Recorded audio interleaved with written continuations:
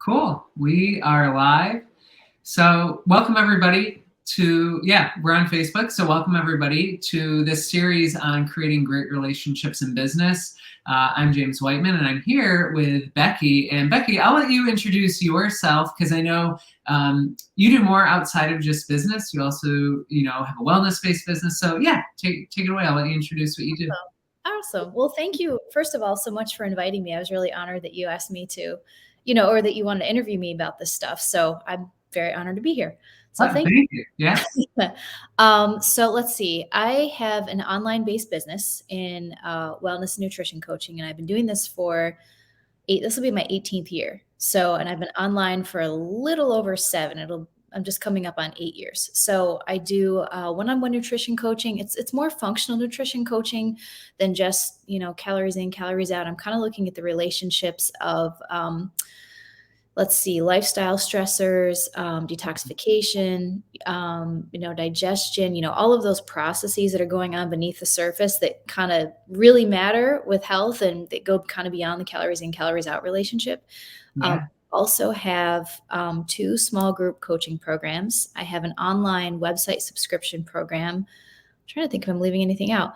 I coach and mentor other nutrition coaches, and I also own a supplement company. And just this year, I started doing corporate nutrition and wellness as well. So I have a local contract with a company where I do, work for them and helping their employees. So kind of jack of all trades. I do a little bit of everything. Yeah. Well, that's that's amazing, especially just seeing that time span and what you've built right over the years. The premise of this conversation is really for people who are wanting to fill up their practice, and it could be coaching, it could be a different industry, but mainly service based. 18 years is decent amount of time. And I think sometimes people see, whether it's a program or whether it's these other things where people look and they think, oh, I want that right now. And, you spent 18 years building that. So what would you advise to someone, and maybe they've been in something for a while, but building the relationships, understanding how to even the idea of referrals might even seem like, oh, I like that, but how does that start? Could you share a little bit just on how you got started or what you think would be helpful? Sure. Yeah, that's a really good question. And I'm 100% referral-based business for the past 18 years or so. So I haven't done, at this point, I haven't done any ads. I haven't done, anything like that. I'm not opposed to ads. I'll probably use them on the road for things, but I haven't had to use them at this point yet. And the reason why I think that's so successful is that I started out just totally relationship based. So I started out, at least in my industry, I started out as a personal trainer at a local gym, and I established a lot of one-on-one relationships with people, and became highly connected with those people. And then I became very well known. And then those people referred me to other people. And then I started networking. So then when I took my business online, I had a really nice fan base of people that knew me. They knew the type of work that I did, my credentials, all of that stuff. And they were like, oh, she's on Facebook. I'm totally going to follow this girl, Then I would share helpful information, and people would share that with their friends. And then their friends would share that with their friends and family and so on. So I ended up with this nice chain of one person that maybe I impacted at one point, and they told their friend, their coworker, the coworker's cousin, the sister, and then I'm like, oh, this is great. I'm meeting all these people through this one person. And I think that the thing that's allowed me to be so successful is I've really focused on the relationship with that one individual person and really invested the time into getting to know them, seeing, of course I'm going to put my best into my service for that person, but also get to know them as a person, their likes, dislikes, the little things like that, because, you're able to give them a higher level of service because you really understand them as a person. So that people appreciate that. And that's, I guess, what made people give my name out to so many people over the years. Oh, she really knows her stuff, but she actually cares about people too. So that's important to me, that I can actually develop a relationship with somebody. Yeah, amazing.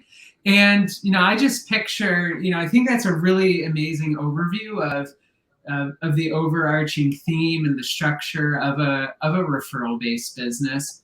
I'm just kind of picturing someone watching this and they're thinking, oh, maybe the idea of going up to someone. I know yours was in the gym or some of those other areas. If they just kind of have, maybe it's their Facebook network or their close group of friends or family, are there any steps you recommend that they could take perhaps to either open that up or to share more with them in just an authentic way, like you really did? Yeah, just, if they want to start gaining traction like that.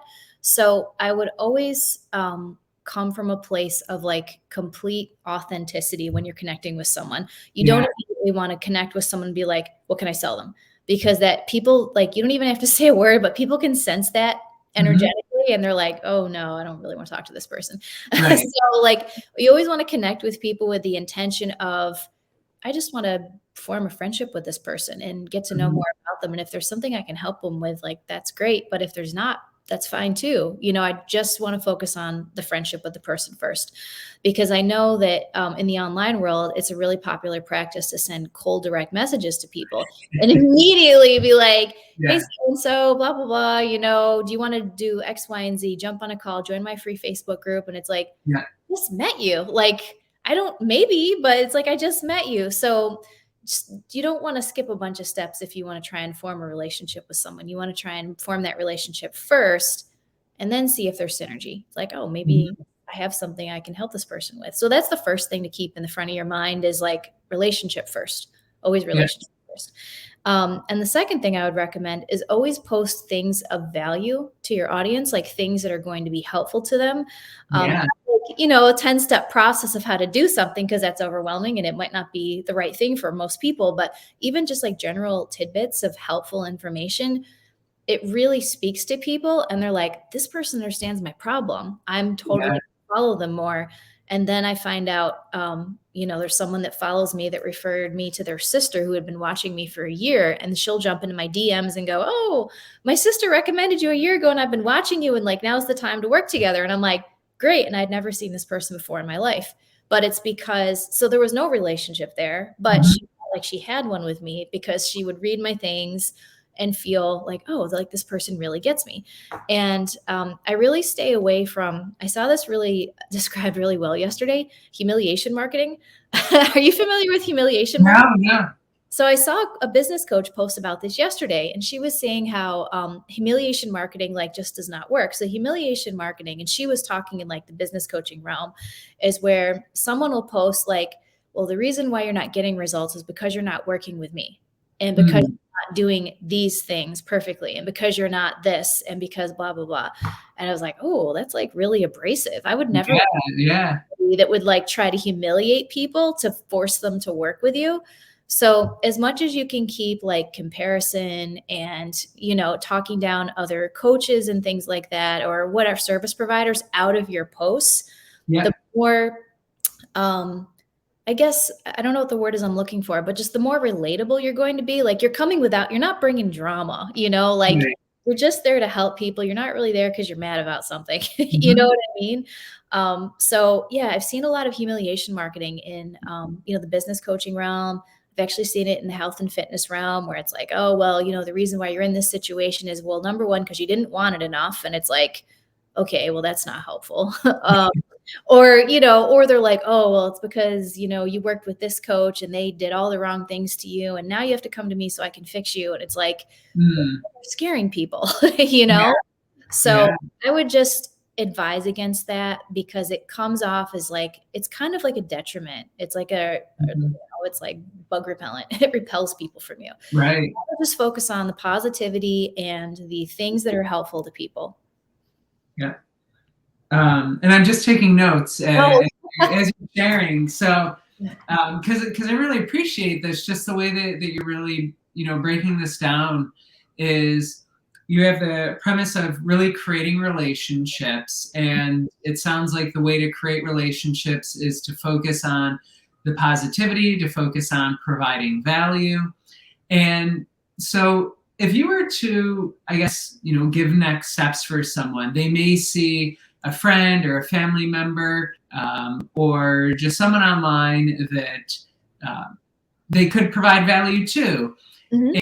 And, obviously we already know that the cold DM doesn't work of just like, hey, join my group or any of that. How do you recommend they reach out um, if they see that they could help someone, maybe that person isn't coming directly to them? Is there a way you recommend they bridge that conversation in terms of you know building the relationship, but also not being like, hey, by the way, this is what I can help you with?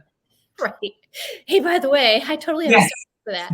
Yeah, no, because then people are like, not interested, How's but your family? Here's my group. yeah, Yeah. exactly.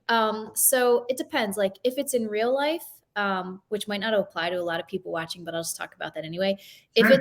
it's in real life, again, it's just good to just like connect with them and just get to really know them. And eventually, since they know what you do for a living, they might bring to you a concern that they have about something and go, hey, maybe I can, get your take on this. And you'd be like, sure, Mhm. maybe I can help you with this. A really good question to ask is like, what have you tried so far? So that'll give them a chance to share if they want to.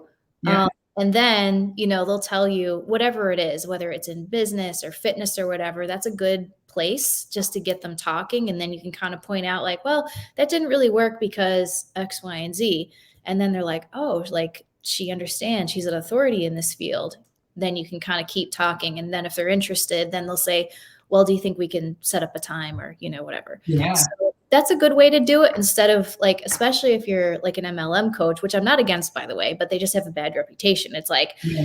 my new product. And it's like, how do you even know that I have a need for your product? Like maybe I would, but like, you just can't lead with what the thing is you're trying to sell, Yeah. And it's never about, you should really avoid making it, don't make it a numbers game. Just make it like, how many people can I connect with that need this type of help that I'm offering? How do I Mhm.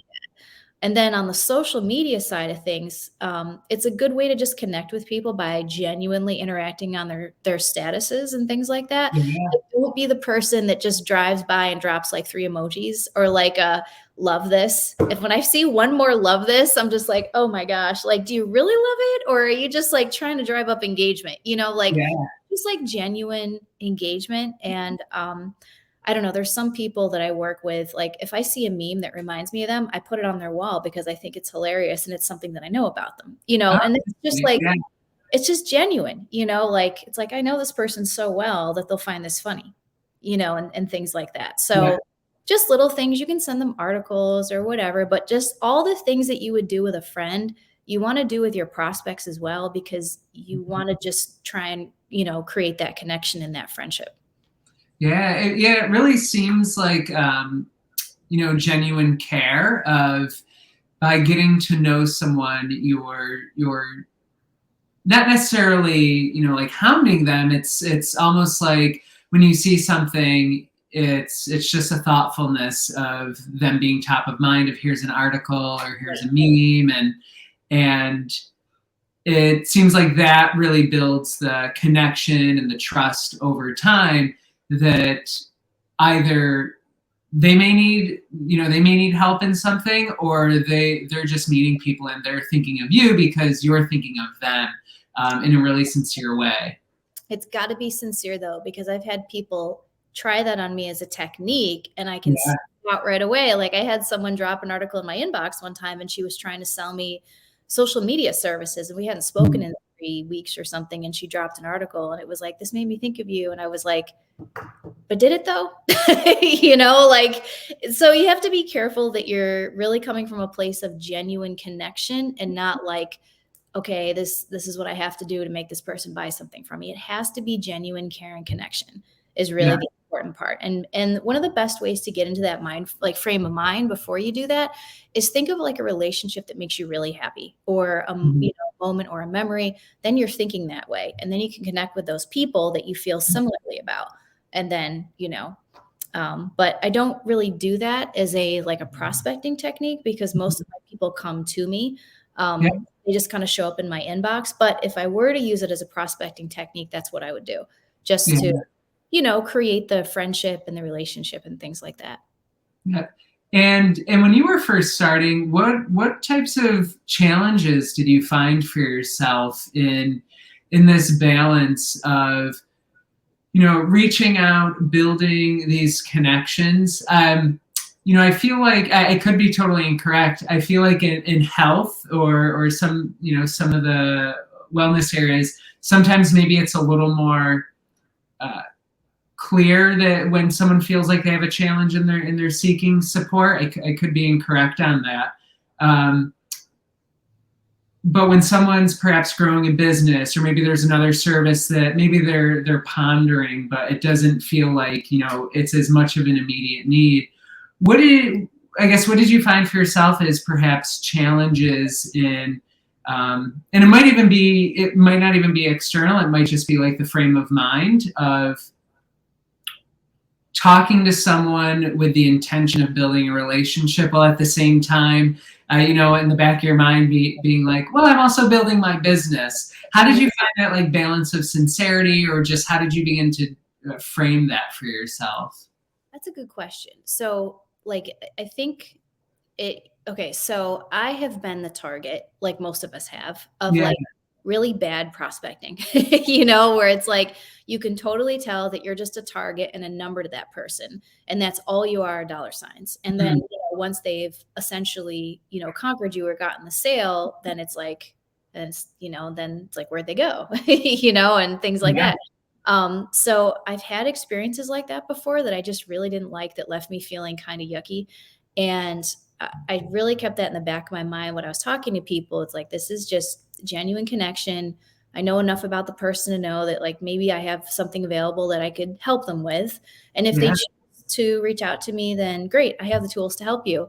Or if I form a relationship with someone where I don't have the tools to help them, I at least know I have a strong enough network where I can send them out to somebody who can. So I've got all kinds of people. I've got brand consultants, image consultants. I've got functional medicine doctors and therapists and, things like that. So even if I form that connection, I know even if I'm not the one, I know someone who could be. So yeah, just thinking about it like that too. It's like you're just networking, you're just finding people to connect with. And it's like either I can help them or I know someone who can. yeah, yeah, absolutely. And I think that's a good frame to approach that with. Yes. Um, when you look at entrepreneurs, or people that are starting their business, when they're first starting out, are there any common challenges that you see that really stand out to you when they're trying to build these relationships? Yes. I would say probably comparison syndrome, which I think is difficult for entrepreneurs like every step of the way. It doesn't Yeah, matter how successful you are, there's always going to be someone that's more successful than you. And you're going to be like, well, where did I misstep? Like, how come I'm not there? So yeah, the biggest thing I would say is don't try not to get into comparison syndrome. If there's hmm, someone that you feel like you're comparing yourself to, really want to reframe it as you're admiring them. Okay, I'm admiring them. What are they doing differently that maybe I could learn from, or something like that? So that was one thing that I had to reframe early on, because it seemed like, like, oh, well, there's these other business coaches, because that was in my circle at the time, when yeah, I was first getting on in the online world 8 years ago. How are all these business coaches like so wildly successful? Like, what do I need to do differently? And it's like, okay, I have to back this up. Like, first of all, I'm not a business coach, right, at the time. I do a little bit of that now, but you just can't compare yourself to people. But also, people are only going to put up their highlight reels, and they're not going to put up the struggles that they're having, the genuine struggles. I mean, there is some transparency marketing going on now, but it's not their actual struggles. It's like the ones that are like, these are the terrible things that happened to me, but look how I overcame it. It's like, things, and it's inspiring, but there wasn't much of that at that time. So I felt like I should be here. I should be doing this, when everyone really, I should have just followed my instincts and just kept doing what I was doing with certain things. So I had a really tragic experience where I worked with a coach. She totally well intentioned, and she had me. And I've worked with about 5 business coaches at this point, by the way. So, yeah, one message to your audience is always invest in help, because you're never going to get to that next level in a timely manner unless you invest in help, whether it's business development, wellness, fitness. It could take you 10 years to accomplish something that a coach could get you to do in a month, for example. yeah. But At this time, so this was like 8 years ago, she had me get rid of all of my programs I had going at the time and only sell one top dollar package. And that was it, nothing else. And it was like, we're talking like, I think 5X what I was charging for the lower level stuff. And she's like, that's Yeah. all you're selling now. And I'm like, okay. And, and I did, but it felt wrong to me. And even Mhm. though I did work with people and I delivered fine, it didn't feel good to me. So I Yeah. said, this is well-intentioned model. I'm not doing it anymore. I'm going to go back to what felt comfortable to me. And when you do what feels comfortable to you, you naturally grow and then, kind of continue on the path you're supposed to be on. Yeah. So it's not to say coaches are bad, but, in that instance, she pushed me way out of my comfort zone, which was good. But for me, it was just the wrong move at that time.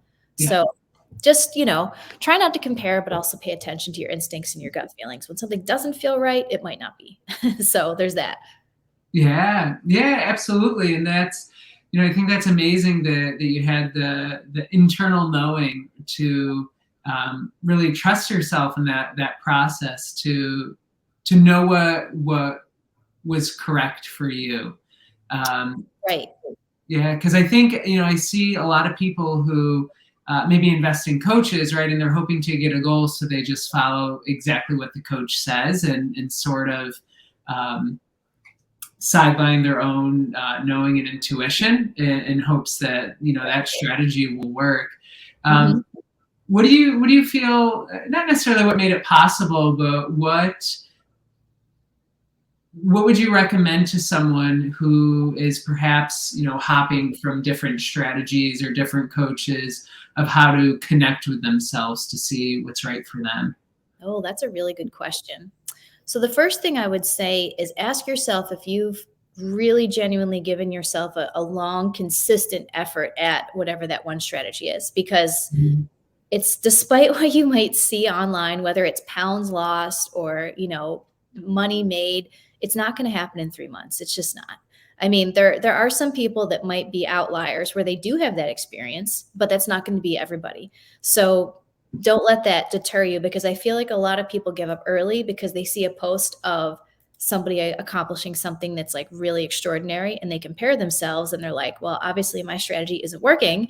I should be doing what this person is doing. And that's when they jump Right. strategy to strategy, because really all strategies do work. They do produce a result eventually. You just have to Yeah. stay on them for a while. So if you're giving up in 3 months, it might be because that you need to be more consistent with the strategy, or really give it 6 to 7 to 12 months of doing the same thing over and over again. So a good friend of mine invested in a $1 million mastermind program, for example. And in the very beginning, she was doing things that was like crazy. Like I was questioning her. I'm like, are you sure you want to do this? Like, this is just weird stuff you're doing here. She's like, no, I got to follow the process. And literally within a year, she had made it to $100,000 months, even though the process looked weird. It seemed like it wasn't going to work, but she pushed through and did all the things. And then a year later, she was a millionaire essentially. So, and that works with fitness and wellness too. It might be hard and seem a little weird in the beginning, but sometimes you have to push through that to get to the end result. And that said, in my field, it can take 1 to 2 years to get the end result you're looking for, because Yeah. health is a slow shift. I Mhm. mean, you can lose water weight in 30 days and you can restore energy in like maybe 90, and feel better and lose weight. But to get the optimal health, the sculpting that you're looking for, it can take about a year, maybe more. So I think that people have been really done a disservice by being exposed to all of these marketing campaigns that are like, take this pill and you lose like 50 pounds in a month, or Yeah. get this funnel, you're one funnel away from $1 million, like, the saying, you're one funnel away. It's Yeah. that. So that might be true, but you have to give it some time. So Yeah. that's what I would say.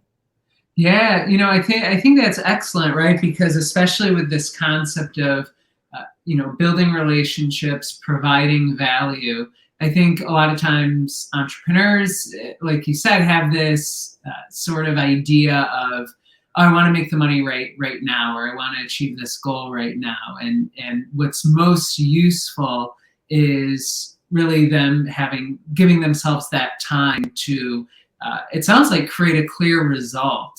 Mhm. And Yep. so, what would you say to someone who maybe wants to build uh, their practice now? When you were building your practice, did you work and your business was part-time, or did you more go all in? That's a Yeah. good question. So I started out as a personal trainer full time. So this was like, back in like 2005, 6, 7, something like that. Yeah. So I was a full time personal trainer. And at the time, I was establishing my client base. So I was actually waitressing at the same time. And then eventually my book filled. And then I didn't have to waitress anymore. I quit that. And then I was promoted to a sports training facility as a director. And then from there, and then a medical sales company snapped me up as a rep, and then, and on and on and on. So and again, this was all through networking. It was all networking. Literally all of those opportunities came to me. I was headhunted for the sports facility. I was headhunted for the medical sales job, all of that headhunted. And I started going up through the ranks, and then the recession hit. So it was better for me to stay in the medical sales arena and kind of go part-time with the thing that, I was really passionate about, which is like, the health, the fitness, and so on. So we're going to jump through a couple other sales jobs. I'm doing the nutrition and so on online, in the evenings part-time. And I had this in-house sales job, really great company, paid really well, great people I worked with. I mean, really was great experience. And they closed the offices and moved them to Florida. Wow. So at that point, they gave me a choice. I could either stay, and figure something out, or they would relocate me to Florida and pay all of my expenses and whatever. So I was like, well, now's the time, now's the time to go all in on this, because I had been going part-time doing this stuff for the longest time and had a really great sales job. So I took the leap when when my job disappeared, and I was like, well, this is sink or swim. Like, I got to make this work. Now's the time. And they gave us a very generous severance package and so on, just to kind of help float things. So that was 8 years ago, and it's been going really well ever since then. But what I would say to somebody is, if you do want to make a passion a full-time thing, I would probably get a full-time position, keep that full-time position until your part-time position, the fun stuff, the online stuff, is at a point where it can fully pay your expenses and, everything else. You should have money saved. You should have a backup plan, all of that stuff. Mm-hmm. So it's going to be scary. It's going to seem like you're not going to make it at times, but you're going to make it. And those times where it seems like you're not going to make it, you just have to be more innovative and come up with new programs. You have to poll your people. You have to find out what they want and make sure you're delivering the things that your audience wants. So you won't fail as long as you're in touch with what your audience needs are, and you can deliver it in a way that they're like, this is exactly what I wanted. So I just, I'm finishing enrollment for a small group program today, and everyone that signed up, they were like, this is exactly what I wanted. And I was like, well, great. That's what I designed it for, because I've been listening to what people were saying. So that's really the best way to go about it, which was kind of a long way to answer your question, but that's the timeline. So yeah, no, that's great. I think, I think that's amazing, right? Just that the shifts and how you were able to handle that, because I think in some variety, I think those types of things happen to entrepreneurs, whether they're going all in or something closes and moves. And what would you say, in terms of listening, right? Because having a conversation, the concept of listening, I feel like is a little more clear in terms of their business, whether it's just simply people that they're connecting with or their audience. Are there any ways that you recommend, I guess, they listen, or steps that they could take to hear what's important to them? That's a really good question. So I would be careful not to answer certain questions too quickly. Like, assume that what you read is whatever, especially if it's someone you want to form a relationship with, because I tend to be a fast reader. I've got a lot of traffic going on in my inbox and in my page, and things like that. Yeah. I tend to scan. So I have to slow myself down sometimes because I might miss an important detail. So I would always read carefully. And if you're not sure, just keep asking more questions. And sometimes when people are talking to you about something, they might not necessarily want you to produce a solution right in that moment. They might just want you to listen and just, so just keep asking more. So they might tell you something and you can say, oh, wow, that sounds like that was really tough for you.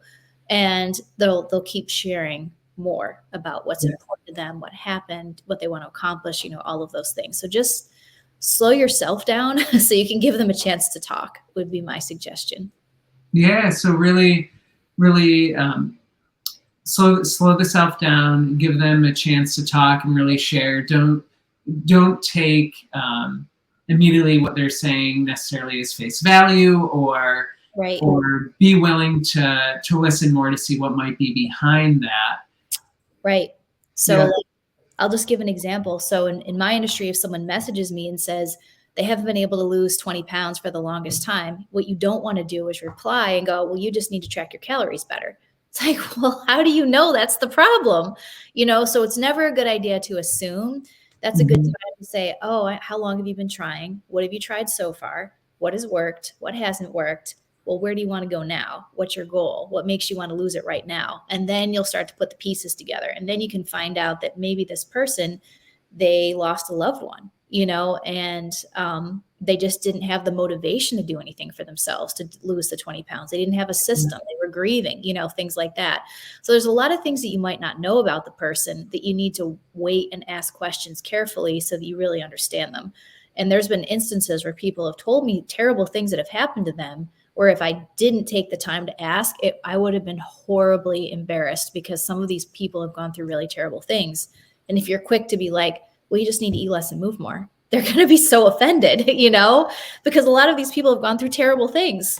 So Mhm. it's good to slow it down, ask, and not just be like, oh, well, you just need to eat less and move more. Or if you're a business coach, oh, well, you just need to put your offer out there more. Right. Oh, okay. Like things like that. It's like, well, I'm sure that would help, but there can be, other nuts and bolts going on you need to understand first. Yeah, and it almost, as you were talking, it reminds me of people that have service-based businesses. They often have this desire to help others, and Mhm. I think uh, no matter what, I think before it turns into a business, historically, what I've seen is there's some element of them where they're wanting to help others, and so they actually do help others, but maybe they might say, "Oh, I'm not getting paid for this, and this is what I really want to change." And then it's almost like a flip, like they put the business cap on, and Oh, okay. they sort of shift away from the let me see what's behind this, and move into the business just strategies. So it sounds like there's like, along with that sincerity in the relationship, is really just listening, being there for them, hearing what's happening, and without thinking of the monetary, without thinking of them as necessarily a client, but almost them tapping into this desire to help, to be of service. Right. Where do you, is there an element where you feel like that begins to shift, to where maybe that shift happens of, okay, I'm helping them, that so they don't feel stuck in the I want to just be a person that helps someone but they aren't making money? Like where do you feel that shift happens in that process for someone to move into, this is actually what I do professionally, in helping people? Got it. I see what you're saying. So it's like you want to form a relationship and be helpful, but where do you kind of draw the line and go, okay, well, now we need to get into a structured service program where I can help you on a regular basis. And this is what I do for a living, and things like that. Right. That's a good Yes, you said it much more succinctly than I did. So Yes. I understand. I mean, of course, over the years, this doesn't happen anymore, but I've had people message me and go, hey, can you give me a few tips on how to lose the last 5 pounds? And it's like, well, not really, because it's not that simple. I mean, Mhm. plus, this is what I do for a living. But Yeah. more so, it's not that simple. I need to know what else is going on. So I would say the best thing to do is just get a feel for their history and what they want to accomplish, and then present to them the next step. So you can say like, okay, this, I understand what you're saying. Here's, in general terms, here's where I think you should go. Do you want to jump on a call so we can chat about this some more? And then at that point, you can say, so we can chat about this some more, so I can tell you more about the programs I have to offer. We can work on this long term together. You know, these are the things that I have to offer. And they'll Yeah. either say yes or no. But I would say, just so people don't take advantage of you, don't let it go on and on and on. You do eventually want to try and guide them to the next step, or close for the next step, for the benefit of both them and you. Yeah. Otherwise, they're going to stay stuck and keep telling you their story. And then you're going to get stuck because like you can't move them to the next place where you can actually put them in a container to help them. So Right. better for both of you if you can take gain control of the process and guide them into the right place, basically, which is can be hard for people in the beginning when they're trying to establish that relationship. I mean, they could have a conversation going on for like days, and like, which is what you try to want to avoid. Or it seems like it's getting long. So sometimes what I'll say to people is like, listen, why don't we get on the phone and discuss this, so that way, like, you have my full attention, because I have other, like, I'm messaging people and I'm trying to do this at the same time. And I just say to them, so I can give you my full attention. Let's jump on the phone and discuss. And usually they say yes. So that can be helpful too. But sometimes you have to use your discernment, and you can tell if the person just wants to chat and complain, and they don't actually want a solution. At that point, you can give them some other options of things. Well, it's like, well, why don't you give this? Like, maybe you have a freebie you can give them, or like a lower tier service option. I always have those available. I have freebies. I have lower tier service options that I refer the person to and say, okay, this might help you in the meantime. Why don't you give this a try? And then that works out too. Yeah, so that's beautiful. So that sounds like it's that element of providing value. Yeah. No, go ahead. No, I was just gonna say, I mean, when you kind of like maneuver yourself to a place where you really genuinely want to help people and you're there authentically, the next challenge is then making sure you know how to guide somebody into that next step, so that they're engaging the service that they actually need, instead of just like in this holding tank of like talking, and like not getting to the next step. Because like I said, it's good for them, because then they're not stuck anymore. And it's good for you, so that you can allocate that time to that person then specifically, and give them something very specific to follow, so they can start moving forward. So yeah, that's what I wanted to add. Yeah, so it sounds like that transition is really important, and it's to the benefit of it's for everybody. For everybody, because otherwise, someone's not going to move forward with the thing that both people aren't going to move forward with the thing that they actually want, right? One wants to help people, and the other one actually wants to receive the help so they can have that goal. So having that transition is just really important. Yeah, exactly. I mean, and granted, sometimes that can take time. Sometimes you have conversations here and there, but you shouldn't be glued to your phone talking to the same person for hours. Like, that's not good for them, and then that's not good for you, because then they're steeped in their problem, and they keep talking about it and wearing it. And then that's not good for you, because you can't devote your time to other people and other clients, and getting that person to the place where they need to be. So like I said, it's good for both people. Yeah. Yeah, that's perfect. And so I'm just going to do a little bit of an overview, right, from our conversation. So it's having this referral-based business, or just a solid business where it's not fully tied online, is creating relationships that can be online, that can be with the people that they have in their life. And in order to have those relationships, it's coming from a place of caring. It's coming from a place of providing value, and really being positive and supportive, not manipulative, not comparison, not moving, not trying to like shame them into a new decision, because that just doesn't work. And really being there. And so to give themselves that spaciousness to connect with others, and in order to have that line of, I'm helping them versus here's the business, it sounds like it's hear them. And then once you feel like you have a clear understanding, not just what they're saying at face value, but more of like a true understanding of where they're at and what they're wanting, to transition that into a bit of a more formal conversation, of a professional conversation, and what they're wanting to create, right? Right. Yep. That's it. Yep. Well, just catching everything up here. Yep. I thought it was really neat that you shared you waitressed. Do you have more of a natural inclination in that connection with others? I would say first of all, being a personal trainer and being a waitress really got me out of my comfort zone. Yeah. Because there were people that I'd never met before that were coming to the gym. So the gym was feeding me clients. And it's like this person I've never met before. And now I have to like get to know them like real quick. And I might even have to touch them, like Yeah. I might have to spot them or I might have to stretch them out or whatever. And having close contact immediately with someone you just met can be a little daunting if it's not like your natural like inclination. Because I Yeah. would say going into it, I was more introverted and I was like, oh no, and being a waitress, I was like, oh no, I have to approach this table of people that I don't know and ask them what they want to eat, and things like that. But Yeah. I got over it quickly. I was like, well, this is the job I have to do, so I'll figure it out. But it forced me to, like we talked about, we've been talking about, as establishing relationships and getting to talk to people. I actually ended up, I got my personal training, or I got a personal training client from being a waitress, believe it or not, because we Wow. were just chatting. And I can't even recall how we got to that point, but I got clients from being a waitress because I would talk about what I did because it came up naturally. Yeah. Can't remember how. Maybe I looked fit. I don't know. Maybe I was throwing up a bicep flex. I don't know. But like, I must have looked fit enough for them to be like, what else do you do besides this? But it's things like that. Just have fun with people. Just get to know. Yeah.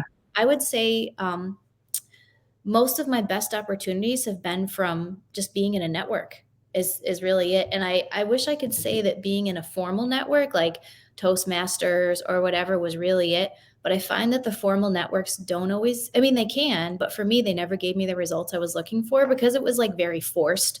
It Yeah. was like a lot of people there with a purpose of networking. And when I did those networking groups, people were, they wanted to get their card out faster than you could say, anything. Just like I wanted to get my card out faster than they could talk. It's like, well, I just want to give my cards out to everybody here, Yeah. So again, it all goes back to the genuine relationships.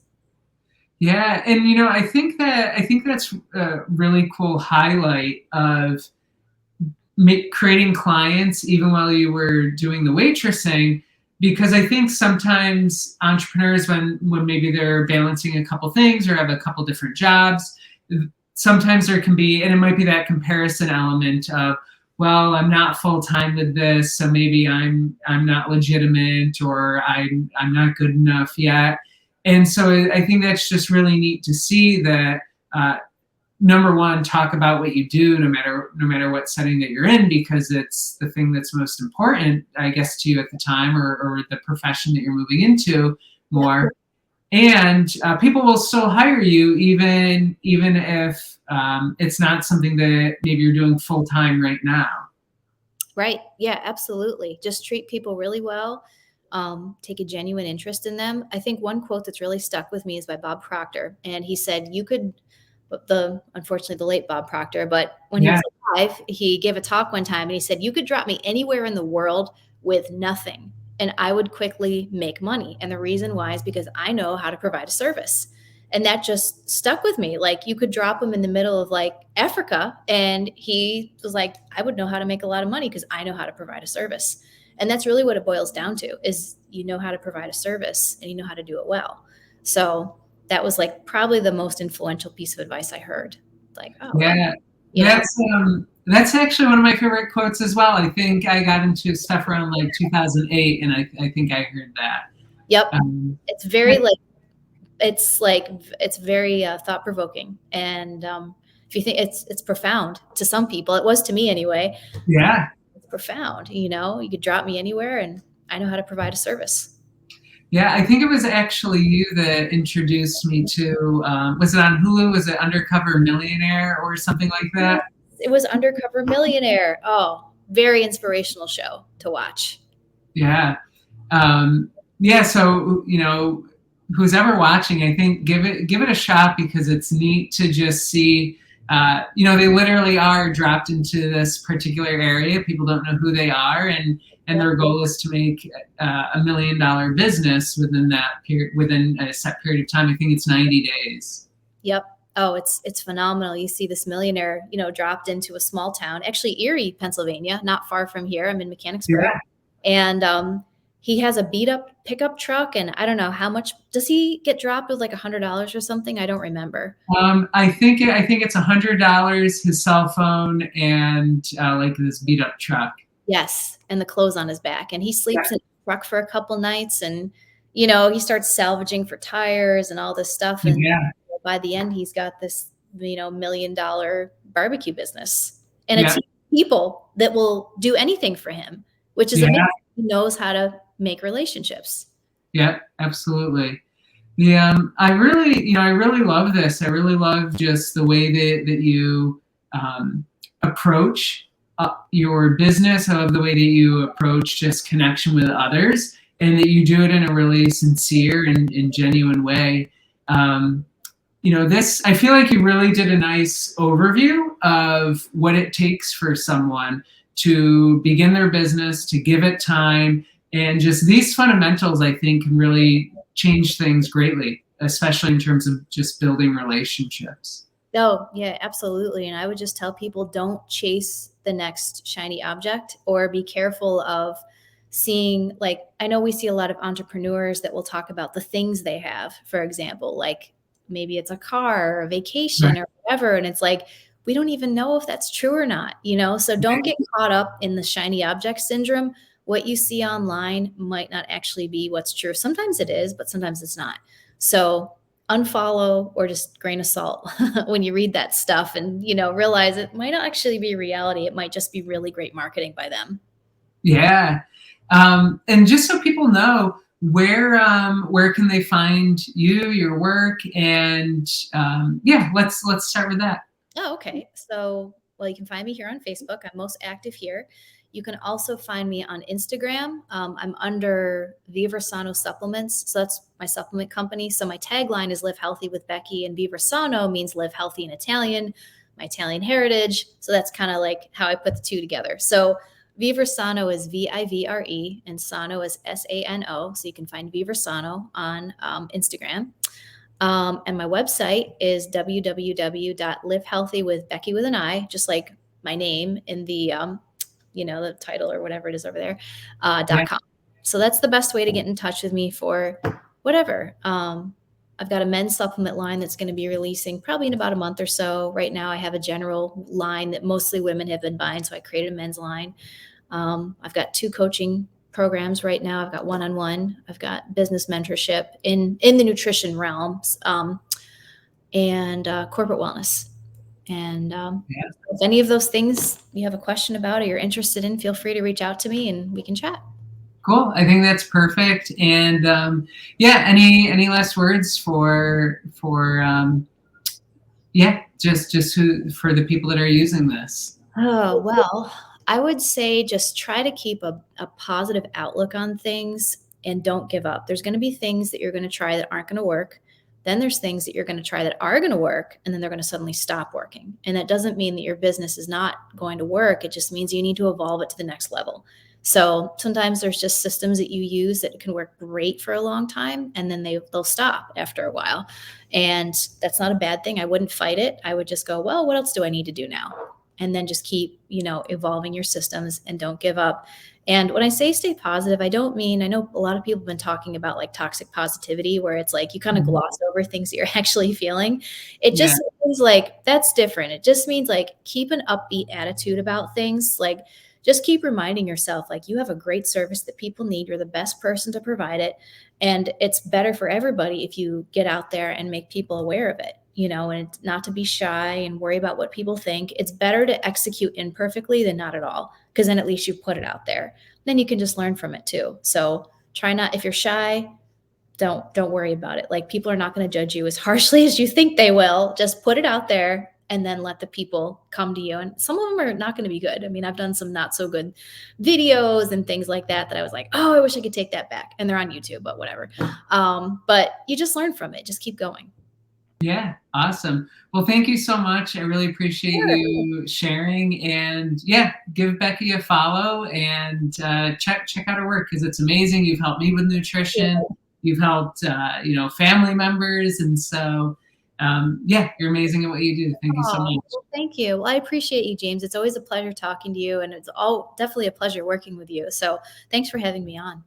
Cool. You got it. Thank you. Awesome. Bye.